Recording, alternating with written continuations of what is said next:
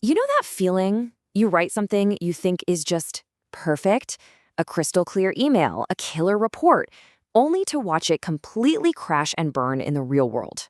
Well, it turns out writing isn't just about getting ideas out of your head. It's actually a high stakes social game full of hidden rules.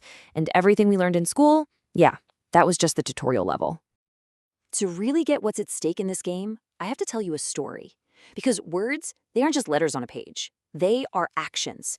And sometimes those actions have consequences that you absolutely never see coming. I actually learned this lesson the hard way when I was a kid, growing up on a small reservation. My mom worked for the tribal government, and honestly, her favorite part of the job was putting together the monthly community newsletter. But one day, one single issue of that newsletter, it changed everything. What's so chilling about this memory is just how quiet it was. This wasn't some big dramatic scene out of a movie. It was just a knock on our door and this weird, unsettling request. And get this, it was happening all over the reservation, at every single house. A quiet, systematic act of censorship was unfolding right in front of me. So what happened? Well, my mom had accidentally published some details about new housing that was built after a hurricane, information that someone powerful really, really wanted to keep under wraps. She wasn't trying to cause trouble. She just stumbled onto a political landmine she had no idea was even there. She lost her job over it, and I learned a lesson I have never forgotten. Writing is never a neutral act. It's an action, and it has real, sometimes painful consequences. So why wasn't she prepared for that? Why are so many of us not prepared for that? Well, it's because the writing game she was taught in school, the one most of us learn, is just the tutorial. And in the real world, the main game, the rules are completely different. Think about it. In school, your audience is just one person, the teacher. And what's your goal? To prove you did the reading, right? The outcome is a grade, and then it's over. It's a closed loop. But out here, in the professional world, the entire social system is your audience. Your goal isn't to prove something. It's to do something, to cause an effect. And the outcome isn't a final grade. It's seeing your words go out into the world and create a reaction, for better or for worse. There's actually a fancy academic term for this school game. It's called second-order observation. It basically means you're putting on a performance. You're not just communicating what you know, you're performing your knowledge for the teacher so they can observe and grade you. Now, that's great for classrooms, but it trains us to have all these writing habits that become major liabilities when your writing actually has to survive out in the wild.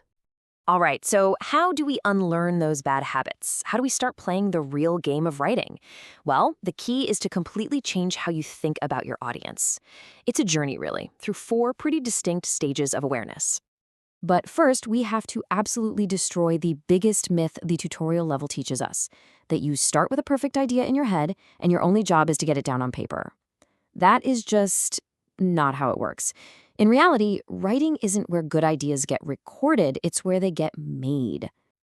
You start as a noob, just dumping your thoughts onto the page. Then you level up to a grinder. You know a reader exists, but they're kind of an afterthought. The real breakthrough happens when you become a strategist, where you're actively imagining the reader's reaction as you write. And finally, you hit pro, where creating your idea and shaping it for the reader are the exact same thing. A quick tip: before you send your next email, just pause and ask yourself, am I being a grinder right now? How can I be a strategist and think about how they're going to read this line by line? This table kind of breaks it all down, but what I really want you to see is the huge shift in that last column, the core question you ask yourself. It goes from, how do I get this out of my head, all the way over to this incredibly powerful question. What does this writing need to do in this context? That one change, that's the secret to leveling up. And here's the cool part. Mastering this isn't just about becoming a better writer. When you learn to see your writing through the eyes of the system, you're actually learning how to read and influence the systems you're a part of. It's a genuine power move. So let's nail this down because it's so important. You have to let go of the idea that you have a fully formed thought just waiting to be typed out. Instead, you write to discover what you think. The act of shaping an idea for a specific person, for a specific situation, that's the process that actually forges the idea itself. And this brings us to the single most important rule of this entire game. Context is king. It's not about what you want to say in a vacuum. It's about what your message needs to become in order to survive, to circulate, and to actually succeed within a specific social world. Okay, so after all this talk about social games and systems, you might be surprised by what the real secret to powerful writing is. It's a paradox. It's a concept that feels like it shouldn't work, but it's where the real magic happens. The principle is called art is privacy. Now, this doesn't mean you have to write alone in a cabin somewhere. It means that the best communication happens in this special, socially protected space. Think of it as a private alcove where a writer's mind can meet a reader's mind directly without any noise. It's like a heartfelt letter to a friend or a confidential email. It's that intimate one-to-one connection.